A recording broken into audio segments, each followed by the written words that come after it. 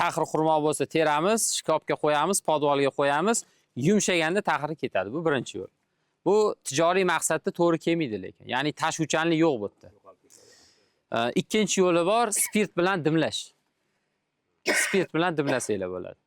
5 kun nima qilasiz? Bitta qutichaga, ya'ni havo kirmasin, chiqmasin, xurmoni soldingiz, bitta pelaga spirtni solib qo'ydingiz. O'sha parlanib, haligini qimizakligini, taxirligini yo'qotadi. Bu bitta yo'li. Xuddi shu ishni spirt bilan emas, banan bilan, olma bilan ham qilsangiz bo'ladi. Etilen moddasi chiqish kerak. Etilen moddasi bilan ham yo'q qilsangiz bo'ladi. Endi butun dunyo qilayotgan o'sha oldinlab ketgan davlatlar karbonat angidrid gazi bilan bo'g'ib xurmoni taxirini yo'q qiladi.